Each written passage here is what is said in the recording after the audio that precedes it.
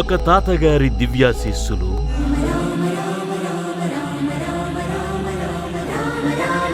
ఒక తండ్రి గారి దివ్య సంకల్ప శుద్ధి,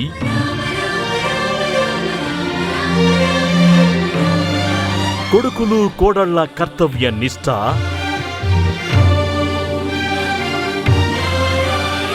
అపార భగవత్కృప విశేషం.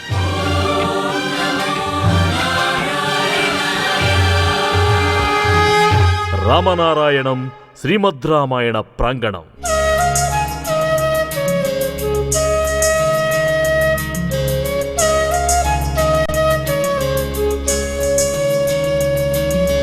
విజయనగరం జిల్లా కేంద్రం అయిన విజయనగరం పట్టణానికి సమీపంలో 15 ఎకరాల విస్తీర్ణంలో రూపుదిద్దుకుంటున్న అపురూప దృశ్య కావ్యం శ్రీ రామనారాయణం శ్రీమద్రామాయణ ప్రాంగణం.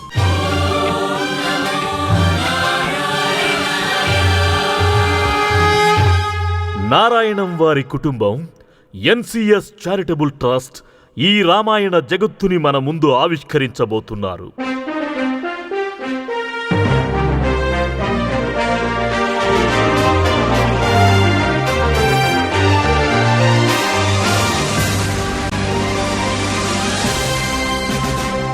దశాబ్దం పాటు సాగిన నిర్మాణ కార్యక్రమం 2014 మార్చి 22వ తేదీన ప్రాణప్రతిష్ఠ జరుపుకోబోతోంది.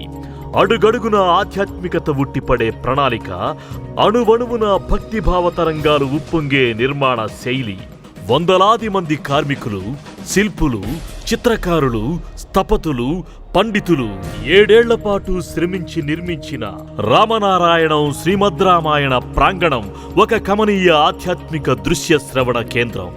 కీర్తిశేషులు నారాయణం ధర్మచలమయ్య గారు, కీర్తిశేషులు శ్రీమతి వెంకటరమణమ్మ దంపతుల దివ్యాశీస్సులతో వారి కుమారులు కీర్తిశేషులు నారాయణం నరసింహమూర్తి గారు ప్రారంభించిన ఈ మహత్తర నిర్మాణాన్ని వారి కుమారులు శ్రీ నారాయణం నాగేశ్వరరావు గారు, కోడలు శ్రీమతి పద్మావతి గారు కర్తవ్యబద్ధులై పూర్తి చేశారు.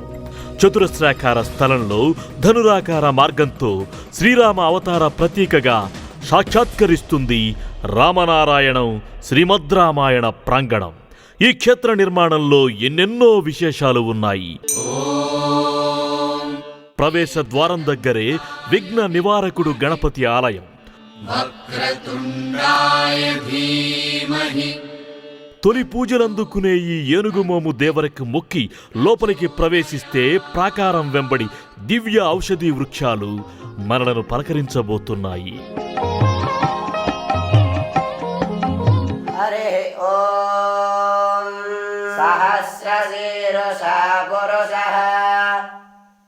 నిత్యము వేద పాఠశాల అధ్యాపకులు విద్యార్థుల గళాల నుండి జలపాత సదృశ్యంగా వెలువడే కమనీయ వేదనాద తరంగాలు ఈ ప్రాంగణాన్ని, దానిని దర్శించే భక్తుల మనస్సులని పునీతం చేస్తాయి. ఈ వేద పాఠశాల విద్యార్థులకి కేవలం వేదాభ్యాసం మాత్రమే కాక 5వ తరగతి నుండి డిగ్రీ స్థాయి వరకు లౌకిక విద్యాబోధన కూడా ఇక్కడ లభిస్తుంది. వేద పాఠశాలకి సమీపంలోనే ధ్యానాభ్యాసానికి అణువుగా అనంత పద్మనాభుని సన్నిధిలో అనంత ధ్యాన మందిరాన్ని నిర్మిస్తున్నారు. ఈ క్షేత్ర సందర్శనానికి వచ్చే భక్తులకి సమస్త సమాచారాన్ని అందించి సహాయం చేయడానికి పటిష్ట ప్రణాళికతో ఒక పాలనా భవనం శ్రీకార్యం పేరిట రూపుదిద్దుకుంటుంది. వచ్చిన వారికి అల్పాహార సౌకర్యాన్ని కల్పించే అంజనాదేవి అల్పాహార్ పరిశుభ్ర వాతావరణంలో ఆధునిక పద్ధతులతో తీర్చిదిద్దుతున్నారు. ఈ క్షేత్రంలో వివాహాది శుభకార్యాలు చేసుకోవడానికి వీలుగా శ్రీ సీతారామ కళ్యాణ మండపాన్ని సువిశాలంగా, నయన మనోహరంగా అన్ని సౌకర్యాలతో ఏర్పాటు చేస్తున్నారు. నిత్యాన్నదాన యజ్ఞానికి వేదికగా శబరి అన్నప్రసాదశాల నిర్మాణం సాగుతోంది. మనసుకి, బుద్ధికి, ఆత్మకి ఆహారాన్ని అందించేవి ఉత్తమ గ్రంథాలు. అలాంటి అత్యుత్తమ ఆధ్యాత్మిక గ్రంథ సంచయంతో ఏర్పాటవుతున్నదే వాల్మీకి గ్రంథాలయం.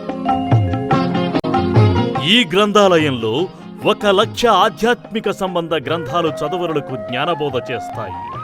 సమస్త దేవతా స్వరూపిణి, కామధేను రూపిణి గోమాత ఆ గోమాతల సంరక్షణ కోసం సుగ్రీవ గోశాలను నెలకొల్పి అరుదైపోతున్న దేశవాళీ ఆవుల పెంపకం, సంరక్షణ బాధ్యతను స్వీకరించబోతున్నారు ఈ ప్రాంగణ నిర్వాహకులు. ఈ గోశాలలో ప్రతినిత్యము గోపూజ జరుగుతుంది. సమస్త సంపత్సుఖదాయని శ్రీ మహాలక్ష్మి 12 అడుగుల ఎత్తైన లక్ష్మీ మూల విరాట్ మూర్తితో ఆ మహాదేవికి ఆలయం రూపుదిద్దుకుంటోంది.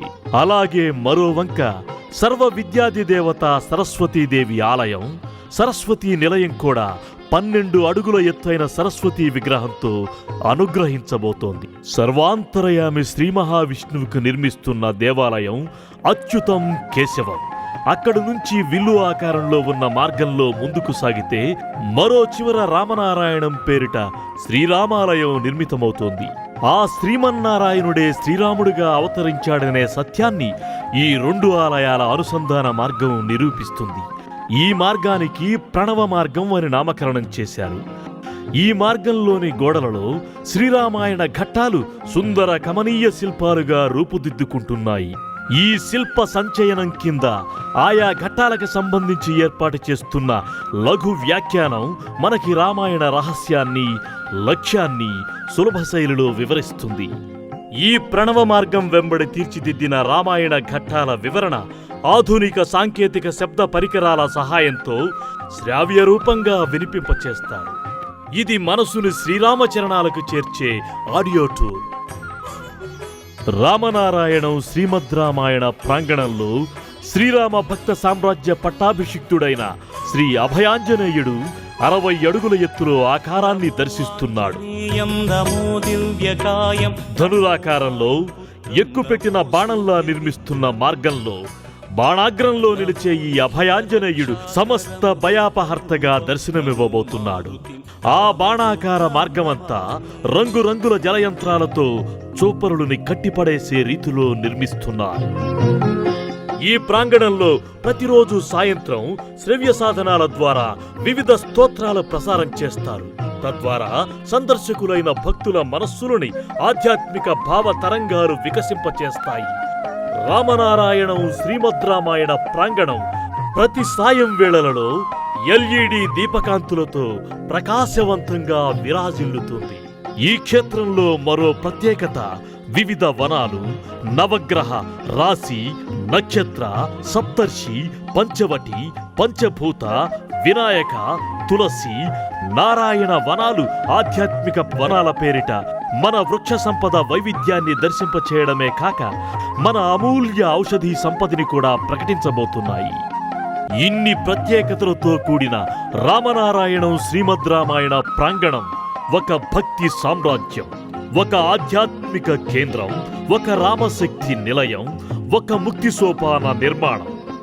మర్యాద పురుషోత్తముడైన శ్రీరామచంద్ర మహాప్రభువుకి ఒక భక్త కుటుంబం చేసిన ప్రపత్తి సమర్పణం. తెలుగువారి గుండెలలో పట్టం కట్టుకున్న భద్రాద్రి శ్రీరామనారాయణుడికి ఈ రామనారాయణం శ్రీమద్ రామాయణ ప్రాంగణం ఒక విడిది ఇల్లు. ఇంతటి మహత్తర ఆధ్యాత్మిక కేంద్రాన్ని ఈ నెల 22 నుండి భక్తులు సందర్శించవచ్చు. రామనారాయణం శ్రీమద్ రామాయణ ప్రాంగణం సందర్శనం శ్రీరామచంద్ర కృపా సంపాదనం.